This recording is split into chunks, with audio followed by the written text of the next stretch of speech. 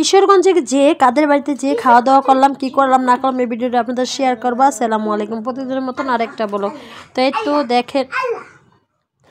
দেখেন সুন্দর করে আমরা কিশোরগঞ্জ থেকে নামাজ পড়লাম শুক্রবারের দিন। তো নামাজ পড়ে বের হইলাম। তো বের হওয়ার পরে সুন্দর করে নামাজ, অনেক মানুষ ছিল মাশাআল্লাহ দিলে, এত মানুষ মানে বলার বাহিরে এত মানুষ হয়েছে, প্রচুর মানুষ ছিল। যেহেতু আমরা আমার মেয়ের জন্য গেছিলাম, ছোট মেয়ের জন্য। তো যাওয়ার পর সুন্দর করে আমরা তো বের হয়ে একটা আমার মেজো দুলাভাইয়ের মানে তার ম্যানেজার বাড়িতে যাই। আমরা আজকে খাওয়া দাওয়া করব।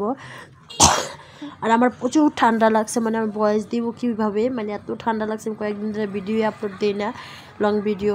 তা দেখেন পরিবেশগুলো দেখলে এমনি মন প্রাণ ভরে যায়। সুন্দর দেখেন সরিষা ফুলগুলো কত সুন্দর, মাশাআল্লাহ মাশাআল্লাহ মাশাআল্লাহ। তো এই তো ভাইয়াদের বাড়িতে যাব। যাওয়ার পরে খাওয়া দাওয়া করে আমরা একটু বলছিলাম বের হব ঘুরতে, কিন্তু খাওয়া দাওয়া করতে করতে গল্প করতে করতে আড্ডা দিয়ে দিতে মানে সন্ধ্যা প্রায় হয়ে গেছে।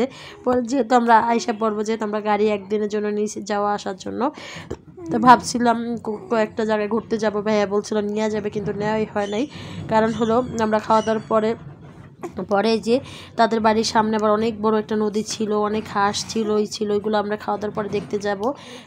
ভাবি বলতেছিল যে আমাদের নদীতে মাছ আছে অনেক, তো দেখাবো না। তা যাই হোক, মানে আমার প্রচুর ঠান্ডা লাগছে। আর খাবার তো অনেক আইটেম ছিল।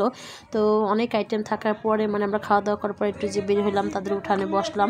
তাদের আবার ফুল গাছ লাগাচ্ছে, যে তাদের রাস্তায় আসলাম।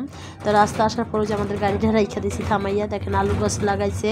আর কত সুন্দর সামনে পরিবেশটা, মাশাআল্লাহ। ছোটো বাবুরা খেলতেছে। আমার তো ছোটোবেলার কথা মনে পড়ে গেছে, যে বাবুদের মতন আমরাও একসময় এরকম চক পাথর যখন ছিল খালি। আর ফাইনালি করলাম আমি কিশোরগঞ্জে যে আমার চেহারা ফেস দেখাই দিলাম সবাইকে, কারণ ফেস করলাম আমি এখনও মানে এরকম ভিডিওতে দেখাই না, আজকে একটু একটু ফেস দেখাই দিচ্ছে। আর রাজহাঁসগুলো মানে আমার এত ভালো লাগতেছিল, আমার মনে হয় মন প্রাণ ভরে গেছে। দেখেন আমার ফেসটার অবস্থা কি, সারাদিন অনেক টায়ার্ড ছিলাম, কারণ এত টায়ার্ড ছিলাম, মানে সারাদিন গাড়িতে ছিলাম, মুখ হাতও দেওয়া হয় নাই।